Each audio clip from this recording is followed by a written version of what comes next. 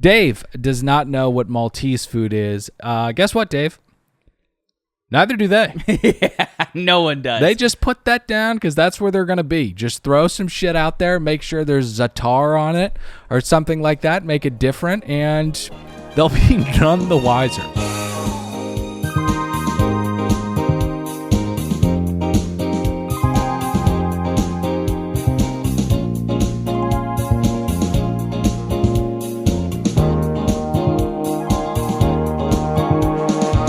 Welcome aboard another brand spanking new episode of Another Below Deck Podcast. My name is Dylan. I am not saddled up next to one real Nicholas Davis, though he is here. Ahoy, mateys. Pat is in, what's the yucky, coming home. What's that yucky place called? Leominster. Leominster. He's in Leominster, Massachusetts.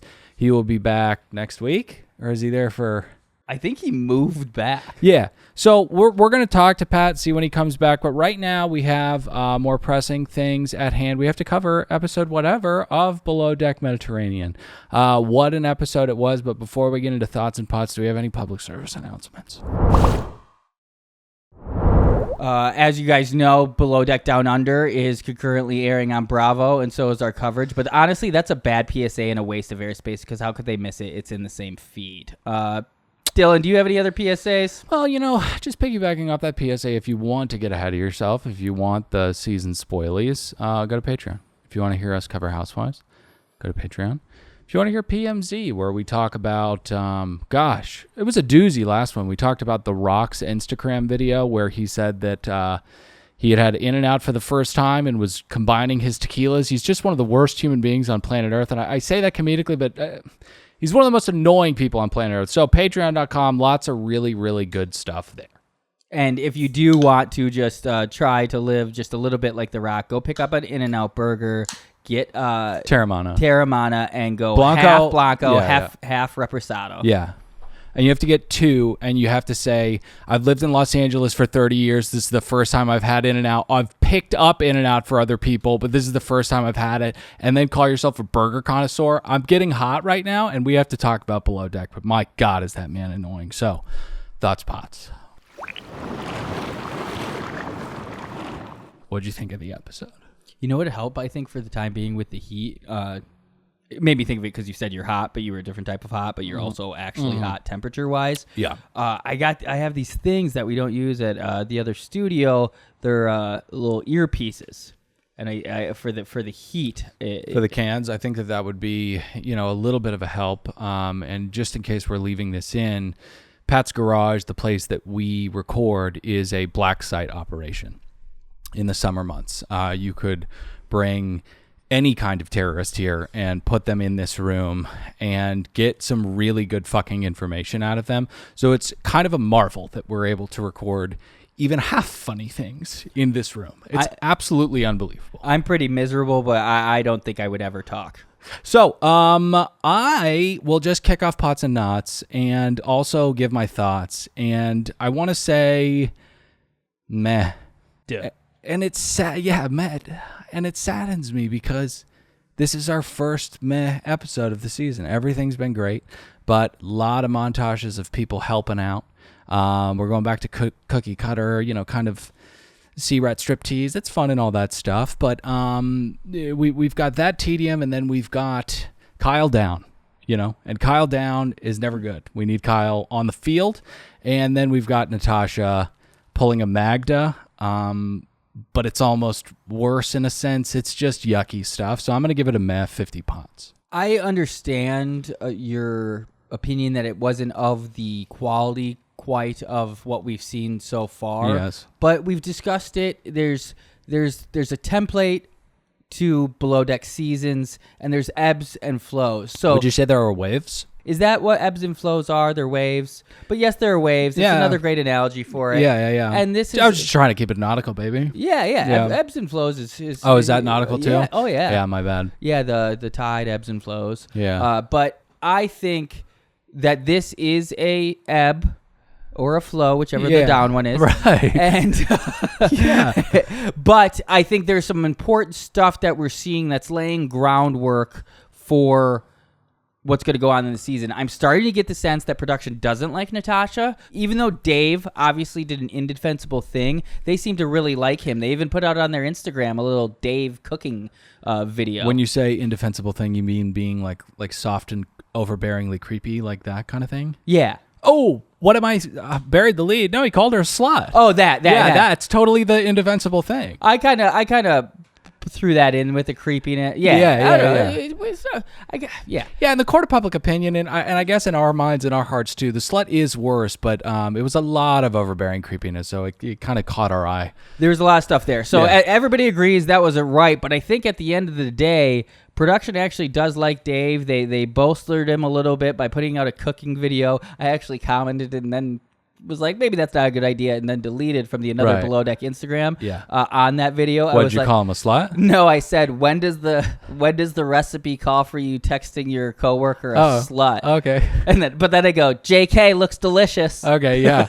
I still deleted it. I wish you would have left that up because that's a great comment. It was pretty good, but it was also 2 days after it was posted. I was like, well, no good could come of this. Except them blocking us. It's not going to get seen by a lot of people. The point is 72 knots. 72 knots. So the evening starts off on a bit of an awkward note.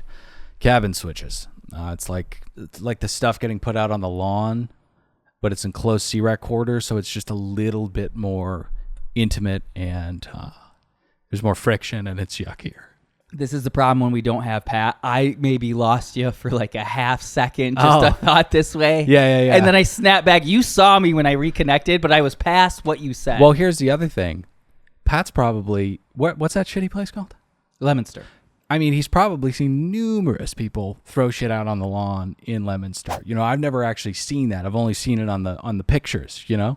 So he probably could have added a little bit of sad color there too. Can I also say, and we'll have to get explanation when he's back. Maybe his mom lives in Lemonster now, but he's definitely said he's from Lunenburg. Yep, definitely said from Lunenburg. Actually, I spoke to Jimmy Dell and Mama Hickey the other day very briefly. Why? Me and Pat were talking about other stuff, and he put them on the phone. Gotcha. They seem like lovely people. Is Jimmy in the Corolla Fantasy Football League this year? Well, you know, we may cover that at a later date, but Nick has been kicked out, forced his way back in, and then on his own terms left the league. So Nick is out of the Fantasy Football League. If you need, if you're looking for a league, email me. Okay. Dude, the rest of the league after that exchange, we should discuss that. Yeah, we'll discuss it on another podcast show. Yeah. PSA, free show where we talk about random stuff. Go there. Yeah. So, the ladies are coming on, the primaries, and oh my gosh. What am I doing? I almost did it again. Dun, dun, dun, dun, dun, dun, dun, dun, dun. Is that what? Yeah. Before we move on, we have a very important meeting to get to. It's a meeting called the Preferentiating Meeting. Dun, dun, dun, dun, dun, dun, dun, dun, dun.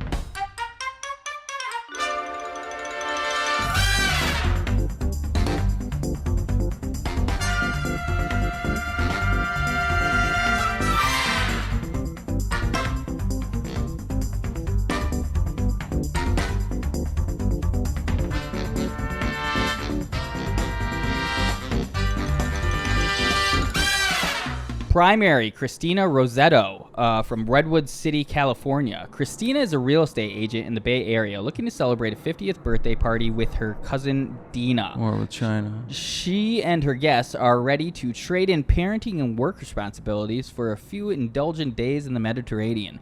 Christina's sister will be joining, along with their cousin Michelle, an esthetician. Tough word. Also joining are Christina's close friends, Brenda, an executive coach, Kimberly, a retiree with passion for travel, Rachel, a realtor, and Gina, who enjoys her late-night snacks and expects the crew to be one step ahead of her snacking needs. Oh, that's not going to happen.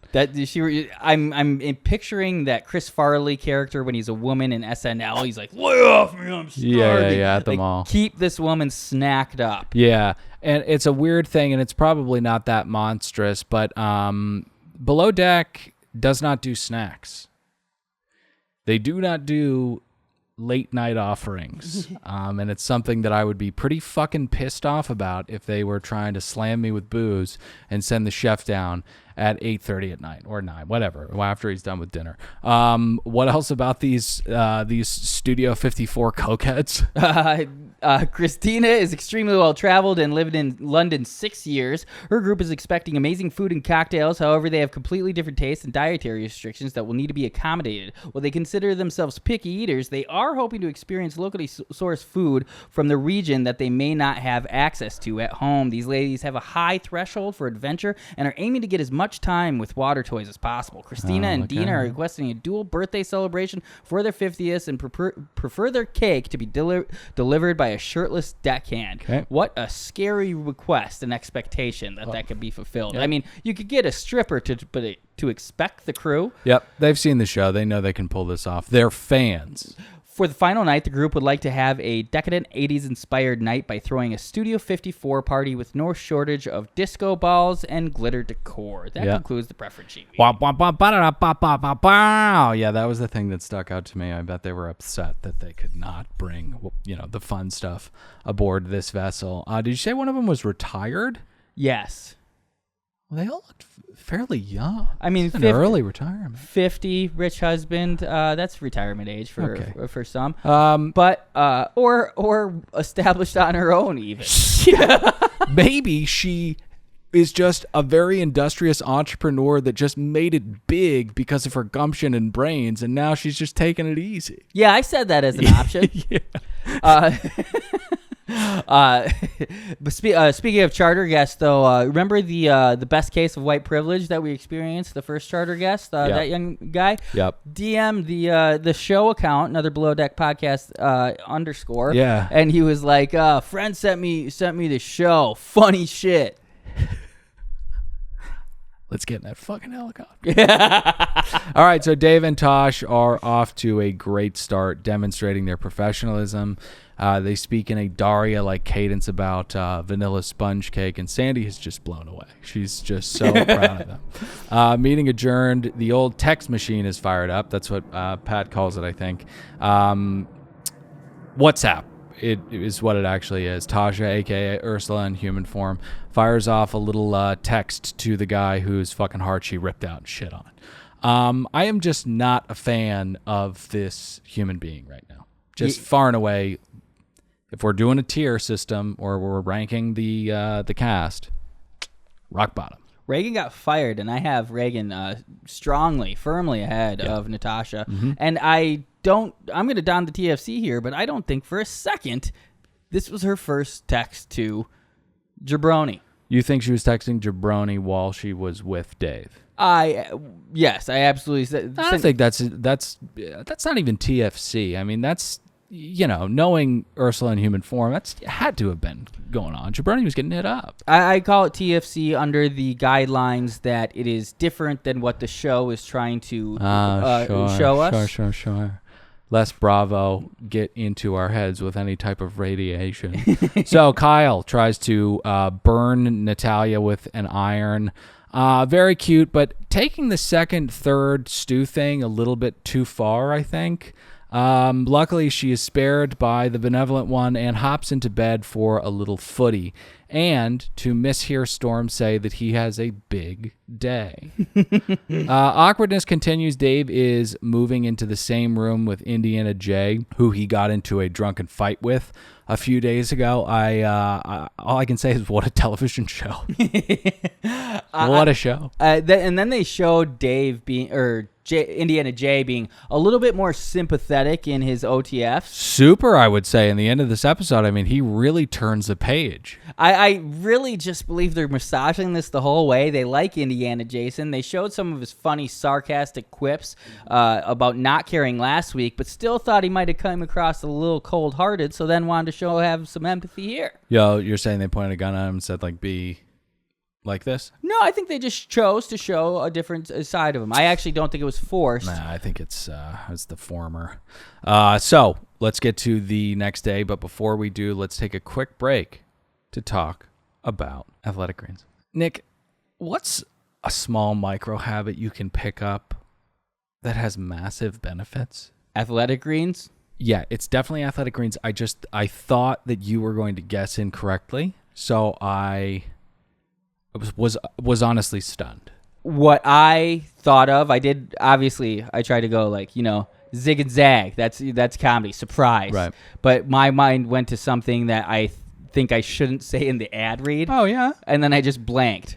So I went back to Athletic Greens. Athletic Greens is, like I said, a once daily micro habit with big, big benefits. I started taking AG1 because, just feeling a little bit of yuck. Me and Nick have to get hotter so that this podcast can be as big as Jake Paul, and so we can get into fight promotion finally.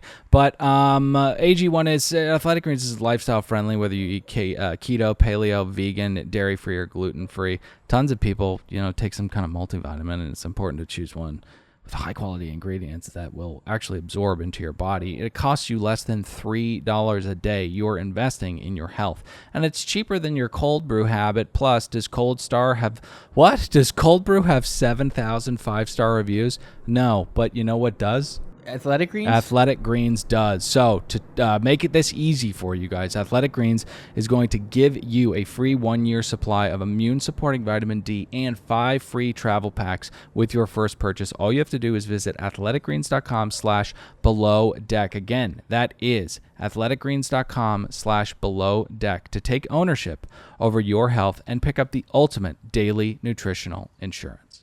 This episode is also brought to you by Rothy's. I don't know about you guys, but I love a new obsession. Recently, my new obsession has been chess. Me and my girlfriend have been playing a ton of chess. I taught her how to play. We employ zero strategy when we play. We only know how the pieces move and just kind of run around the board, but it's been a ton of fun and a lot of bonding. But if you're looking for a new obsession, why don't you try Rothy's? That's right, Rothy's could be your new everyday shoe obsession. Rothy's shoes give you right-out-of-the-box comfort, come in amazing styles and colorways, and best of all, in my opinion, you could wash them. No more scrubbing your Jordan Team Elite 2s in college before you go play basketball with a toothbrush and 409. But then you realize you actually discover Mr. Clean Magic Erasers, and then you use that instead of the toothbrush. But still, you don't have to do any of that anymore because you can throw these Rothy's right in the wash. It's that convenient. Rothy's have everything. They have comfort, washability, durability, and style. So step up your shoes and accessories this summer and get ready to be asked, are those Rothy's? Plus, get $20 off your first purchase at rothys.com/below-deck. That's rothys.com/below-deck. All right, let's get to the guests arriving. Really crazy twist to start the day off. Tosh and Natalia are planning the day out, and Tosh says the welcome drink will be a glass of champagne, which is weird because usually it's, kind of like a Papa Smurf shot to welcome high-paying guests aboard. It actually reinstilled a lot of confidence. That was a horrible decision, you would think, but I think they were playing on what they had with the guests. They had idiot young people, right, and now they have 50-year-olds, and they're like, let's bring them champagne. Yeah, that first group I don't think met the criteria for the Papa Smurf shop. They were pretty pissed off about it, but, it doesn't matter. We brace ourselves for the arrival of the great twerker, Courtney herself. And Kyle and Natalia are at it again. Cute as all fucking shit. Kyle tells Natalia that he's going to try to sabotage her relationship with Storm because there is a new woman coming aboard. They're really lovely, but I'm starting to get scared that Kyle means every fucking word he's saying. And he's going to lay waste to every relationship aboard this vessel.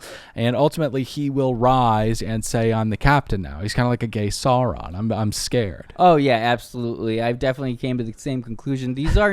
This is not banter. These are veiled threats. Yeah. These are what I have in my back pocket if you cross me. Right. Any one of these could become real at any time. Yeah. It's once you see that, it takes on a very horrifying quality. The only thing that can combat this man's evil is a toothache. A toothache. The smallest things take on the biggest forces. So Courtney arrives. Dare I say, she is welcomed home. She's going to continue teaching Sandy how to shake that fucking ass, and she is making the switch from interior to deck. This is one of my sticking points with the show. Not a lot of fanfare bringing Courtney back. I know they were stuck at the dock, but she didn't have a ton to do tonight. She was just kind of like here she is. Like you said, it was part of being stuck on the dock, but I did think it added the wrench that started to splinter what was already a very tight interior unit. And it'll be interesting to see how this plays out the rest of the season, Dill. Yes. You can hear the wood beginning to bend and crack. She meets the gang. We find out that Courtney went down to Cape Town to see Z, and is their relationship progressing? Possibly. These sea rats are not very good at hiding this kind of shit. They ask Z if he still has feelings for her, and he just starts laughing like he's in The Shining or something. I don't know. It was very... But I actually am still confused whether or not they hooked up. I think they had to. To have, right? But then how are they just like not just gonna not on this boat, or they are? I don't know. I hate not knowing. Sea rats, tell us your secrets. So, Courtney meets the rest of the crew, and then we hear a pretty spooky tale about Storm. He was surfing in Sri Lanka, and this is one of the rare, I hesitate to say fun sea rat histories, because of how he died. For 2 minutes. But this was a little bit more exciting than, my parents split up, and ever since then I've been a fighter. So he was surfing in Sri Lanka, been there, done that, bro, and he felt his chest seizing up. Now, when dealing with sea rats, you would automatically default to panic attack, right? Life catching up, finally jumping up and grabbing you by the ankle. But more hangover too. Hangover anxiety. Or severe, while you're on the board. 100%. Yeah, life catches up with you. But no, this was actually AFib. Dead for 2 minutes. Thank God. I thought he was telling the truth. No, I do think he's telling the truth. Yeah. I thought you said it was a fib. No. Okay. I've already made this joke at this program, and there's something with sea rats. They all have afibrillation or whatever, and I did that with Captain Lee, and we walked right into it. Well, evidently, Sri Lanka has great healthcare because they saved his life, and I'm sorry if that's a microaggression. I just am scared to have my chest cut open in any other country but the United States of America. They call him Storm. I call him Lazarus. Yeah, exactly. And, just forgive me for my ignorance and, enjoy the rest of the show. Sandy looks over her dell and sees that the seas don't want home on them at all. And that means these guests are going to be paying $60,000 a day to sit at a dock. We've talked about it before. If this is even a possibility of happening, I am going to do something else.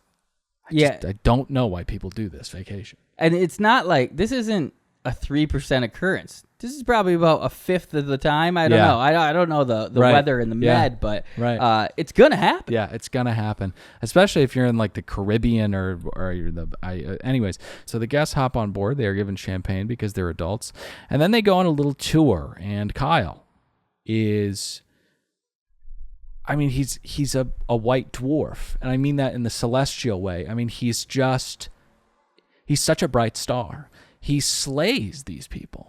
They're talking about how they're all related, cousins, sisters, and he says, "Tosh, did you tell them that we're sisters too?" And everyone is just dying.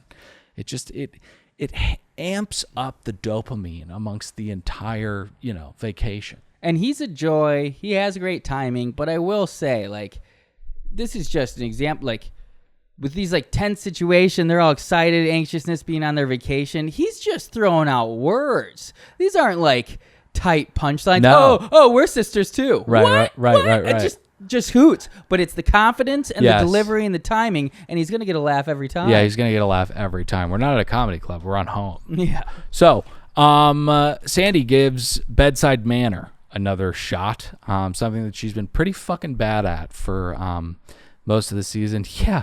Maybe it's more of an 80% chance of happening because I feel like she's had to have a conversation letting down every set of guests that have come on this ship. So she's got plenty of practice, and she makes strides this time. She lets him down smooth and then offers solutions to the issue at hand that might have been in an upcoming chapter of a Tony Robbins book that she just had not got to yet. But good idea. Let them down soft and then say, we can do stuff off the boat. Because lately it's just been shoulder shrugging and half-assed apologies. It's a bummer for these guests. They handled it well. Yeah. I don't think I would do the same. I'd probably burn it down and leave. See, that's great. That's fucking great. Burn the entire fucking boat down. What a difficult task that would be. And if you were to accomplish it, you would have to evade, dare I say, beat down so many human beings that would try to prevent you from doing it. And if I did so hard. And if I did it, first of all, I'd have to have, I think, a deep knowledge of the engineering room to 100%. even cause some type of explosion to catch the whole thing on fire. Yep. And then, I mean, if I did escape, it would be like the Bourne Identity. Yeah. You know how they're going through cobblestone? It's like, Right. like that Yes. European siren. You would get on a motocross bike and you would drive upstairs. It would be a very, very tough thing to pull off, is what we're saying. So, thank God that didn't happen to me. you see what we did? We really wrung that rag dry there. So, where are we now? The guests make the crew unpack their suitcases. Not a fan of that. Then it is Dave time, C-Rat history time. Tuned out, something about gratitude, but he's doing a good job just getting to work. We've talked about the unpacking. We're not a fan. Yeah. I think it's just they're squeezing value because they can't leave the dock, so unpack my shit. I think it's a little bit more fair in this respect. Yep. Yeah. So I think it's a great point. Yeah. And I don't know why. Maybe this is my latent misogyny baked into my heart that I don't even recognize. But why do I think it's worse than when a guy does it? It's like, it's so fucked up to me when a guy does that. And that's so weird that could be construed as misogyny. Yeah, no, I know. But Yeah. I see the... It's a DMZ in my brain. Yeah. But Yeah. but It's very dangerous. I agree. Unpack your own shit. Unpack I wouldn't your- even want someone unpacking my shit. Yeah, no, definitely not. All right, so They would find my drugs and I get kicked off the boat and have to burn it down again. again. So Court helps, Jason helps. A lot of sympathy for Dave, like we talked about. Did not see that coming. Then we get to Kyle taking some drink orders. They ask if they're able to make a dirty martini. What? If they said we do not have the fixins for a dirty martini, I might burn the ship down.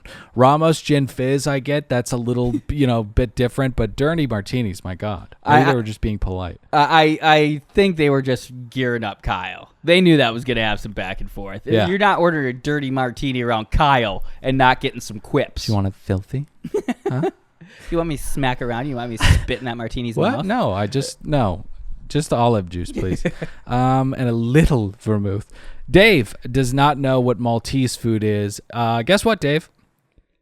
Neither do they. Yeah, no one does. They just put that down because that's where they're going to be. Just throw some shit out there. Make sure there's Zatar on it or something like that. Make it different, and they'll be none the wiser. But lunch is a local fish meagre, I think. But while lunch is going on, Tosh gets a very urgent text message. Now, this pisses Kyle off, and I root for his anger to be directed at Tosh. Take her down, Sauron. You shouldn't be preoccupied with what you feel is behind you or beneath you.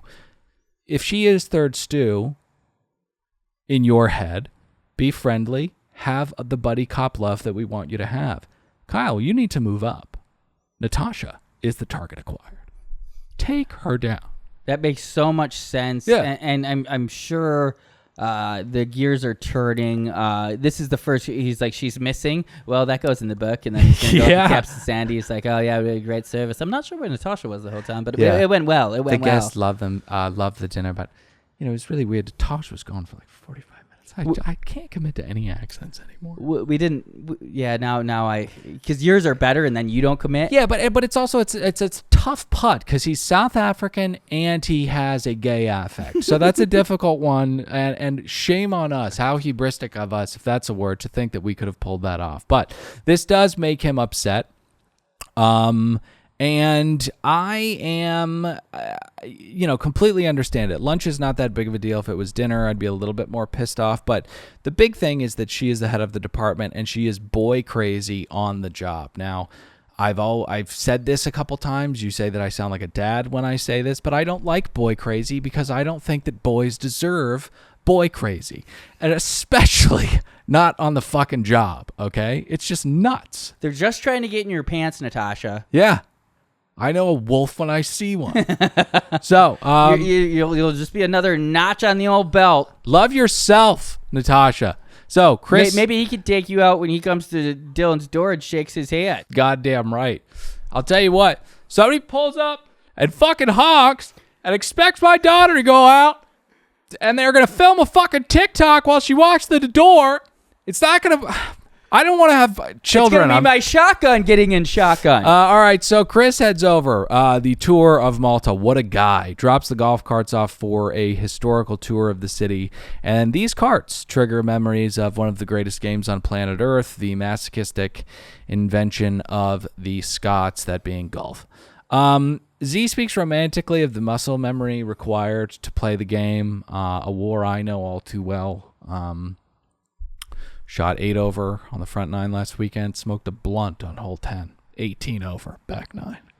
Weed's too romantic a drug for that kind of field of battle. It's just, it doesn't work. And also, blunts hit different. Have you ever... Because I've heard a lot of people who love... Smoking weed. Locking in. And golfing. And they're insistent that it helps them. Yeah. I believe I would be the same way. And not want to golf. Dare I say, different strokes for different folks. Today's episode is also brought to you by Dame.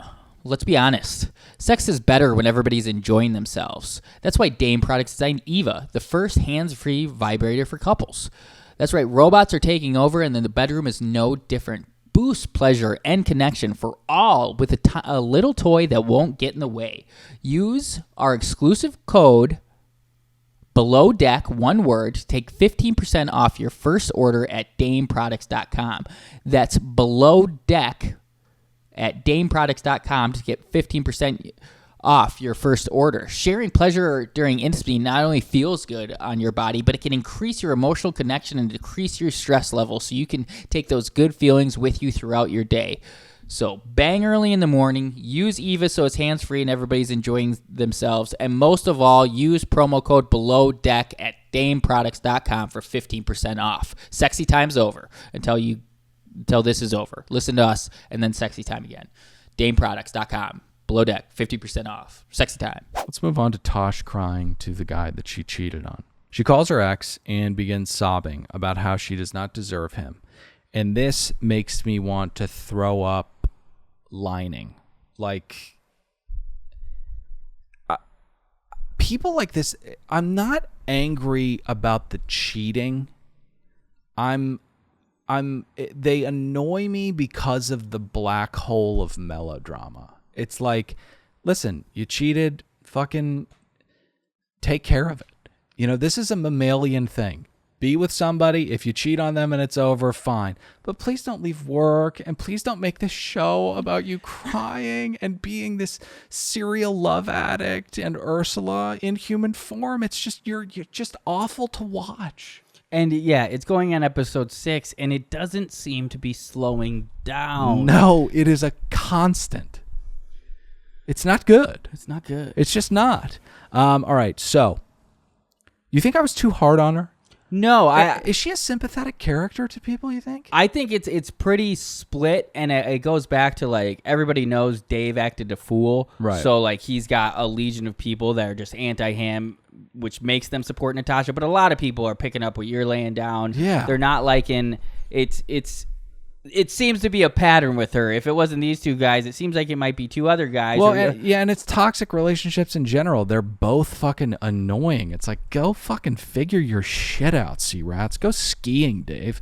All right, so. And, I mean, just like with alcohol, it's really not a problem in your life until it starts affecting your well, relationships is implied with love, but yes. Until it starts affecting your work, and she seems to be a love addict. And it's the same thing with heroin. It's not a big deal, guys. If you're able to go to work, take care of your kids, just nod off every once in a while. If you're good on brown and you're happy on brown, then be on brown. We just want to be clear that we know that's basically 0% of people who do heroin. Who knows? So, we get back to more of this fucking shit. She loves him, and he makes her laugh, and he parties too. She describes their house as just a constant party house. My God, does this have unhealthy written all over it? Yeah. What a cornerstone of a relationship. A shared love of partying with other people around. This euphoria is what has instilled them as being in love. Yeah, they get all drunk, party with people, and dance, and then fuck after. Yeah. Sounds amazing. Yeah, sounds amazing. And then nurse their hangovers by watching House Hunters or whatever. Took it too far. So, They're sea rats. They're not watching House Hunters. good point. So, Or maybe they do. No, it's too sad a show. It's an unattainable thing. Had a DM on the show account. A lot of activity. Someone said, Thanks for supporting us, Sea Rats. yeah, someone said, no, DM, they're following us too. A lot of the sea rats from the show are following us, but This was just a normie. a listener, a landlubber. Excuse me, a fan. A landlubber. They said settle a bet with a friend. Is it sea rat 1 word or sea rat 2? And I said, I believe we had 2 words for sea rat in a title somewhere, so that will be the canon. I have always written it as 2 words, since its inception. So it's definitely 2 words, but have fun with it. I mean, it's a really fun term. So Just on any circumstances, do not hyphen it. oh my God, no. Nah. I hate how autocorrect makes you hyphenate things. I can't bear to see the red line, and I don't hit right-click ignore, so I just give in to Grammarly, and it's 30-1-year-old. It's just I do. That's yucky. I do hit right click ignore, but on Notes app, I do not know how to fucking make the red line go. Thanks, Apple. So Kyle, even at this point, is like, can you please leave me alone with your relationship shit? My head hurts and I'm trying to sleep, and I am in beautiful satin pajamas. I feel too vulnerable for this moment right now, is I think the quote. So, I guess I feel for him when he's trying to get rest, but I'm also really, really unsympathetic to missing work for a toothache. It's not debilitating to the point where you can't physically do it, Sure. and it's not contagious to your coworkers to possibly put them down. Sure. So get out there. Sure. Brett Favre said, his dad, Big Irv, he said, if you get hurt, you crawl off that field, all right? You don't hold up the game. If you can't crawl off that field, you holler, I'll come get you. You do not stay in that field. You do not stay in that bunk, Kyle. yeah. Well, Irv sounds like a bit of a lunatic, huh? He was his coach. He was a hard ass, but he taught Brett a lot of the. He was very close with him, and he inspired Brett to throw 399 yards and 4 touchdowns in Oakland right after he died. Right after he died. He also taught him the fit of a good wrangler, huh? Fit of a good wrangler. How to send a dick pic. I don't think. And how to be a champion, too. And how to be a Thank champion. you, Big Irv. So Tosh pulls a really shitty... You know what? You want to talk about leadership? You want to talk about leaders like Brett and Irv? Tosh, not cut from that same cloth. Pulls a really shitty but also kind of practical move. She takes her second stew, Natalia, off service when they're a man down, and puts Courtney on service because she says that Courtney doesn't know the boat. In my head, it made sense. Courtney's done service before. There are nooks and crannies that you know that she doesn't know. But this is terrible man management. Or should I say woman management? It's just, you have to weigh the practicality of decisions and the hurt that it's going to inflict on people. It is part of the leadership. It's part of the leadership. You know, Sir Alex Ferguson had to balance a locker room of Cristiano Ronaldo and Paul Scholes, 2 completely different temperaments, and you have to be able to deal with the people that you're leading. And that's I think what we're- Tosh failed here. And that's what we're dealing with when we talk about Natalia and Kyle. It's the Cristiano Ronaldo and the other guy of Below Paul Deck. Scholes, yeah. Paul Scholes. Yeah, one of the Below Deck. great I midfielders actually of all time. Really could use you right now. Wish you weren't so old. Fuck. I also agree that I'm a little bit conflicted because it does seem like the standard kind of move is that like deckhands often help bring out food, and Right. there's going to be an interior person doing cabins. Right. Like, someone leading service. It's usually 2 stews. Ultimately, I blame Kyle for not sucking up. You know, he could have had nerve damage underneath that cap, which is a doozy, but still, I might be with you and Big Irv. And honestly, really the deciding factor, considering Kyle is down, but like, who do you put, Courtney or Natalia? Natalia's got the dress on already. Again, That solves it. I think we've presented our our case well, Natalia is guilty of bad leadership. Yes. So let's get to dinner. It's Casino Royale themed. Dare I say a Vegas evening, but done not in a trash way. With microaggression brownies and chicken tenders. First up is sous vide lobster with gnocchi, elegant and clean. It's shellfish served with a little bit of substance on the side.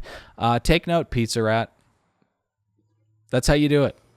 You don't just slam fucking shellfish down on the table, okay?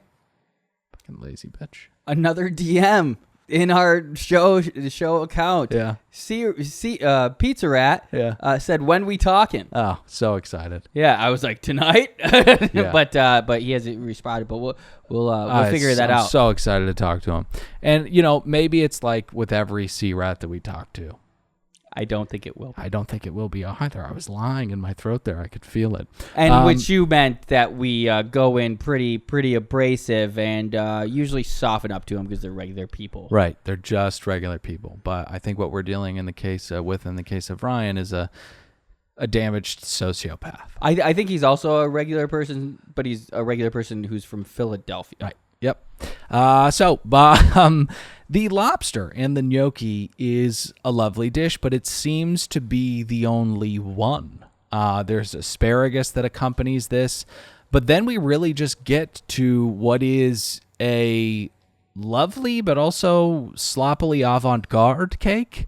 It just is not enough to constitute a luxury dinner, and for that reason, I'm going to give it 55 pots. Just was not impressed with this at all, but he's heartbroken.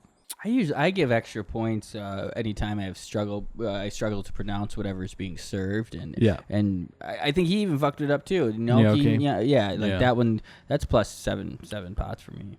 Okay, so how many pots do you give him? 72.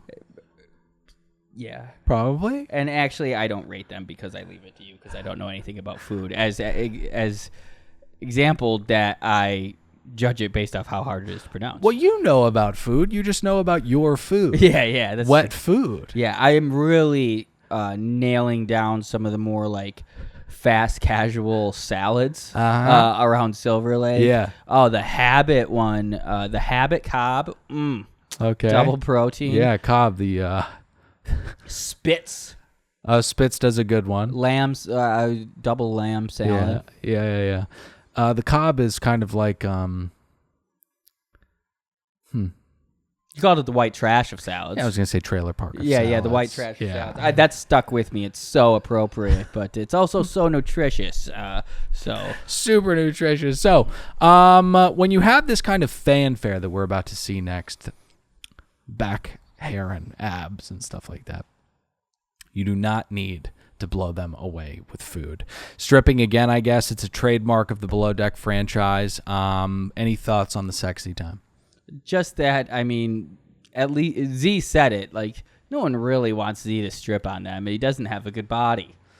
It's very tough to acquire what is a good, objectively good body. And those really are the only types of torsos you want flexing on you. But yeah, Dave, good body. Dave has an insane body. Yeah, and it's not like, I don't know, like he's not in the gym obviously like 24/7. No, it's beautiful toning. It's well proportioned, beautiful thin toning. He's using his core to shred, and that's what's giving him those abs. Yeah, it's really unbelievable stuff. So next day, but before we get there, there's a really fun little Easter egg from production. Did you see this? Natasha's contact in her text Chiron changes from the guy that she cheated on to boyfriend. They've changed it from ex-boyfriend to boyfriend, signifying growth. Incredible note, Dylan. Yeah. I have to say I didn't see that. Wow. That's why you have to watch the show twice. Yeah. So I did. I mean, I just couldn't be happier for them. Yeah. Couldn't be happier for them. Next You've day. expressed that. What an intro Courtney is having. While she may not have been a big, storyline this episode, she is really baptism by fire here. She gets thrown into a sequin dress, asked to serve the guests, and now she is part of a shipwreck. Storm is calling out meters. The walkie-talkie is not working for some reason, and Sandy hits her second pizza of the season and her entire career. Who's the real pizza rat? Ryan. Yeah. So that's it for us. Shop the iTunes ratings and reviews. Leave 5 stars, kind words. We want to get those numbers up. Spotify too. Just click 5 stars. It's easy. 5 stars, very, very easy. Join us on YouTube. Subscribe, comment, like, tell your friends, and join us on Patreon for extra content that you would not believe. Everybody, we'll see you next week. I'm Dylan saying goodbye. Nick, say goodbye. Bye, voyage.